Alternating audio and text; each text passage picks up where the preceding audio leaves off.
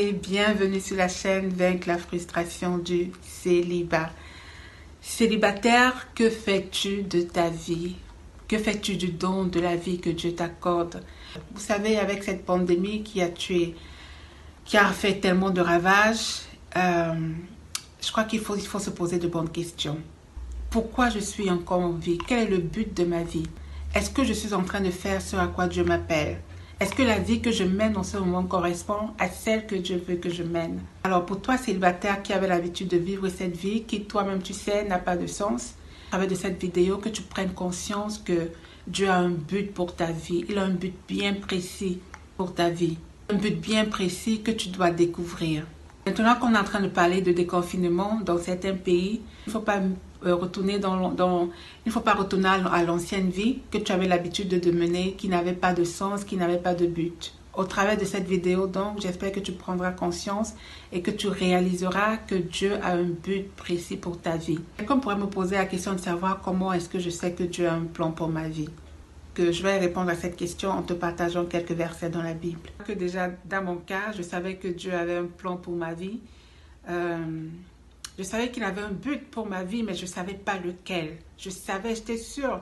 Je me disais, mais Dieu, tu peux pas m'avoir créé juste pour la vie que je mène, il doit y avoir autre chose. Mais je ne savais pas par où j'allais commencer. De toutes les manières, j'étais tellement frustrée parce que je n'attendais que le mariage, je n'attendais que être mariée et puis avoir les enfants. C'est quand le Seigneur a commencé à me restaurer. Donc,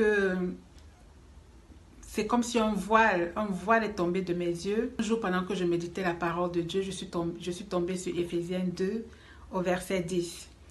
Quand j'ai lu ce verset-là, j'ai dit à Dieu, jusqu'à ce que tu me montres de quelles bonnes œuvres tu parles, je ne te laisserai pas tranquille. Et je vais vous lire ce verset. Éphésiens 2, 10, que beaucoup de personnes connaissent sans doute, mais je vais quand même le lire.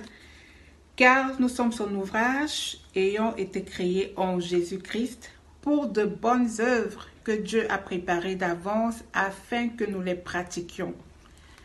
Quand j'ai lu ce verset, j'ai passé des jours, je harcelais Dieu, je voulais savoir. Je disais, mais Dieu, ma vie, je ne suis pas satisfaite de ma vie. Et de toutes les manières, j'ai déjà compris que ce n'est pas le mariage, ce n'est pas ce que je crois, ce n'est plus ce que je croyais qui pouvait me rendre heureuse. Donc, ma question maintenant à Dieu, c'était Dieu, ces bonnes œuvres-là, je veux les découvrir. Je dois les découvrir.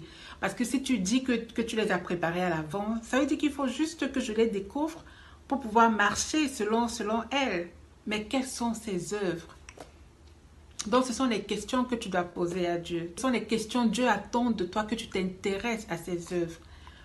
Parce qu'en fait, ce serait un gâchis pour toi de vivre une vie, alors peut-être que Dieu t'attend dans un domaine bien précis, alors que toi, tu es complètement à côté de la plaque.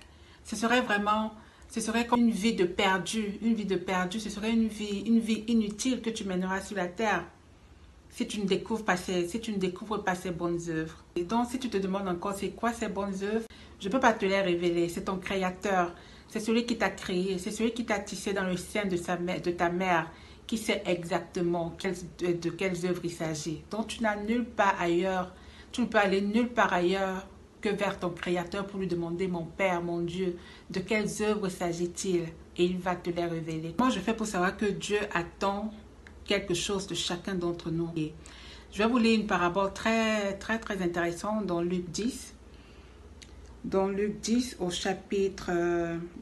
Luc 13 au chapitre 6, un homme avait un figuier planté dans sa vigne. Il vint pour y chercher du fruit et il n'en trouva point. Alors il dit au vigneron, voilà 3 ans que je viens chercher du fruit à ce figuier et je n'en trouve point. Coupe-le, pourquoi occupe-t-il la terre inutilement? Le vigneron lui répondit, « Seigneur, laisse-moi encore cette année. Je creuserai tout autour et j'y mettrai du fumier. Peut-être à l'avenir donnera-t-il du fruit, sinon tu le couperas. » Alors la question que je veux te poser, est-ce que tu occupes la terre inutilement?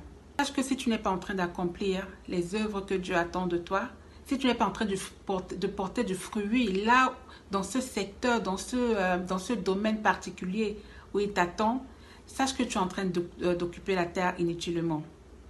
Dieu ne peut pas t'avoir créé, il ne t'a pas avoir mis sur terre sans attendre quelque chose de particulier pour toi. Donc le figuier ici, c'est toi. Est-ce que tu portes des fruits ou pas? C'est la question que tu dois te poser. Donc, ce que tu mènes en ce moment, elle n'est pas fructueuse pour Dieu. Tu n'as pas le droit d'attendre le mariage. Tu es censé porter des fruits dès maintenant. Donc, ne dis pas que j'attends quand je serai mariée pour pouvoir faire quelque chose pour Dieu. Non. Des fruits, tu dois commencer à les porter dès maintenant. Aujourd'hui, toi qui m'écoutes aujourd'hui, sache que c'est une seconde chance que Dieu te donne. Toi à qui on a dit que tu ne vaux rien du tout, on t'a dit que tu es nul, que tu es stupide, que tu ne feras jamais rien de ta vie, Dieu te dit que c'est faux. Voilà ce qu'il te dit dans 1 Pierre 2 au verset 3.